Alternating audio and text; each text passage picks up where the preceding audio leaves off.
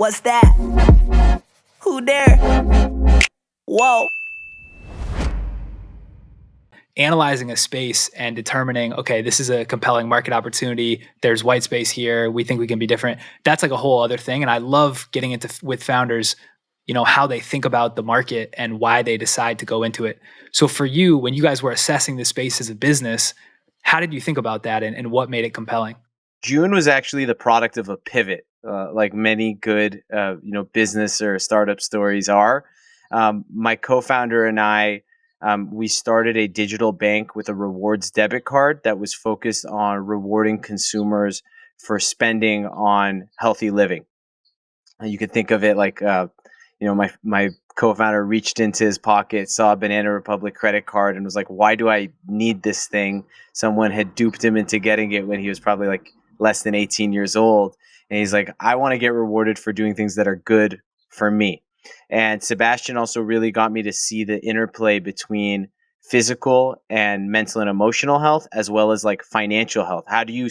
How no one was really exploring the connection between how you spend your dollars has a direct impact on your physical health, your mental health, and even the health of the planet. So we took that product to market. It was a double-sided marketplace. It was really hard to build. There was so much going on in terms of the product. You could think of it like a curated Yelp meets the Venmo debit card or the Square Cash debit card with a whole rewards and loyalty program built in. And we were nearing in probably on about 500 cardholders with that company. And we started to look at our unit economics, look at the product, look at our growth, and really scratch our heads and say, is this scalable? Is this going to work long term? And for us, the mission of creating greater access and affordability to health and wellness has always been our North Star. So at a certain point, we were like not married to the product or the vehicle as long as we were going to get to our destination. And we started to pitch the product to employers, as well as think about how we would eventually work with health insurance companies in order to impact as many people's lives as possible. And that's when we started to do research and really started to get rid of all our, try to get rid of our biases and really talk to customers, talk to employers, talk to HR managers, people directors, and ask them what they were doing to promote well-being in their workplace, what was working and what wasn't. And we started to zero in on a much leaner, meaner, minimum viable product that ended up being JOON today. So we closed down the other company. We built an MVP in about 2 months, and we started a brand new company with a new name and everything. Yeah, that's awesome. So it's interesting because I would venture to guess that a lot of people will start, at least when they brainstorm, they'll start with the consumer angle and try to understand like, okay, how could I make this for me? How could I make a consumer version? And then in your case, which is really interesting, you pivoted more to this B2B side. When you were talking to those like 500 cardholders in your MVP stage, what was some of the feedback you were getting? Were they loving the benefits but didn't like the way the card worked? Or like what did they tell you that gave you the signal that, okay, this is we need to pivot away? Yeah, that's a great question. And I think some of my own consumer behavior did impact the product JOON as it is today. Like I mentioned, when I worked at that company, they subsidized things like yoga on site. That eventually got me to discover yoga, and I ended up teaching yoga at a startup to my team, and kind of experienced even the pains when they were sort of trying to give us these well-being benefits through Equinox, and no one, some people raised their hands, not a lot of people use them. So I got some of that experience, but in terms of like the card product itself, a lot of what we were looking at when we built that product was the fact that millennials are not using credit cards. And we looked at that and said, okay, if we built a debit card with rewards that were relevant, they would use this card. And what we found was that many of the card users, their first card and their primary card was actually a card that their parents had chosen for them. And to get someone to use multiple cards for different purposes was a really tough challenge and thing to crack for us. There was though a sentiment of, hey, I as a card, as a consumer, I'm spending extra and I'm spending time being a more thoughtful consumer, buying things that are better for me and better for the environment. And I do want to be recognized and rewarded for that from a, financial incentive perspective. Overall, something else that we considered though is, we don't just want to, as a company, we don't want to just make healthy people healthier. Like that is part of what we're going to do along the journey. But a lot of what we were really always interested in in accomplishing is behavior change. How do you get someone to align their intentions with their behavior? And that's what the pivot also has allowed us to do and focus on. Yeah. And so this pivot to the more B2B. So I'm curious, there's probably going to be people listening that are like, oh, I really want my company to take this on. So give us the walkthrough when you go and pitch a company. A, like what's your sweet spot for the size of companies that you guys are trying to onboard? And then B, how does the JOON platform work today? Like walk us through as a company and a user. Sure. So over the last year, we've really honed in on who our customer is. Right now, we're primarily focused on working with companies that have 50 to 1,000 employees. They're tech or tech enabled, progressive, many remote workers. Like that, the transition to remote work and working from home has really impacted our growth trajectory. So those are kind of like a persona of what the company looks like. Then I would put the companies in either two buckets.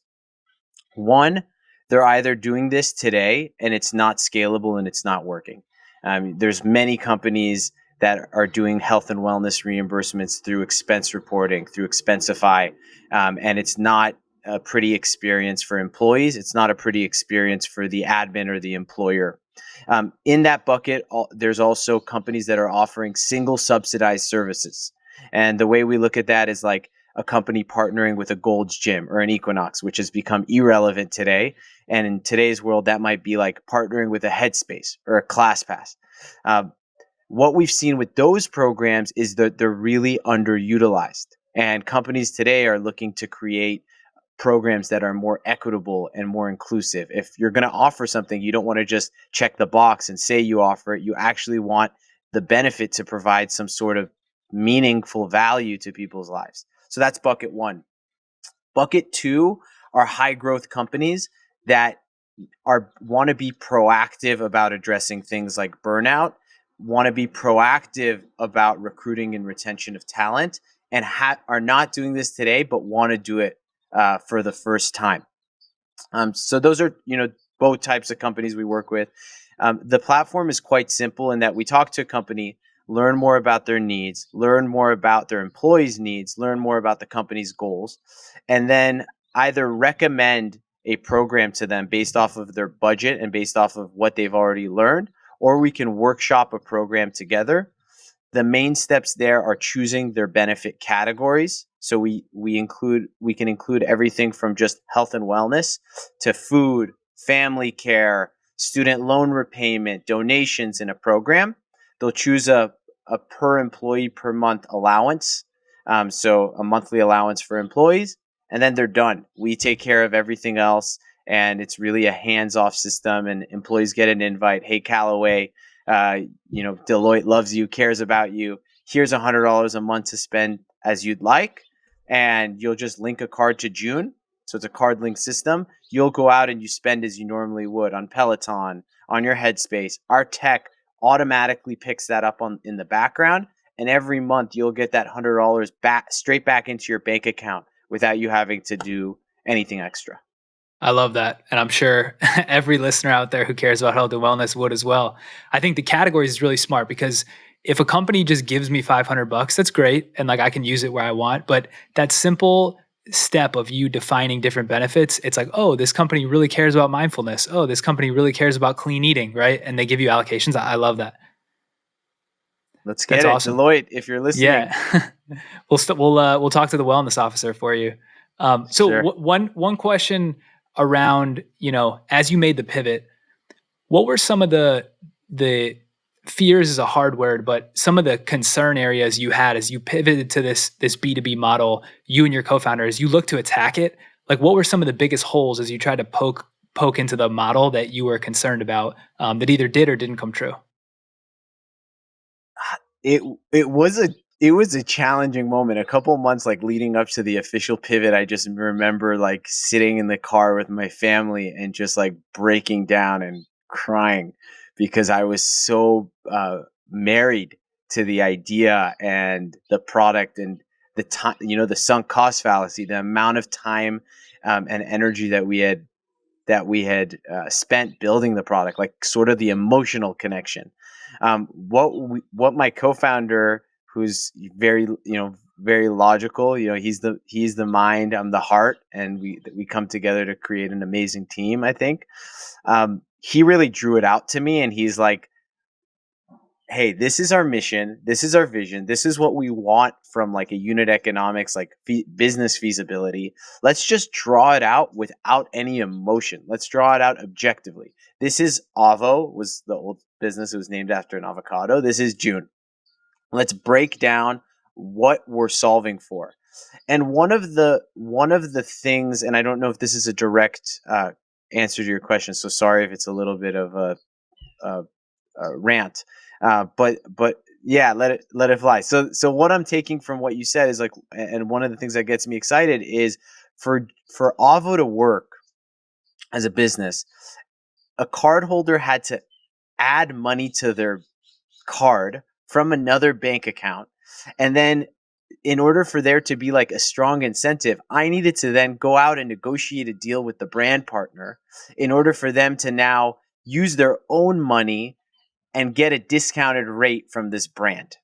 And we kind of drew out what are the best discounts and promotions that we could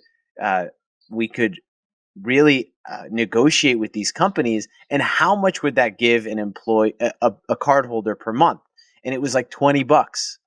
And then we started to talk to these employers, and we started to learn that like the average amount that they were willing to give their employees per month was like $75 to $100. So we said, hey, if our vision and mission is to create greater access and affordability, like this just makes sense. Like a company's willing to give their employees $75 to $100 of free money instead, and they don't need to add it to a bank account or a card, and we don't even need the supply side.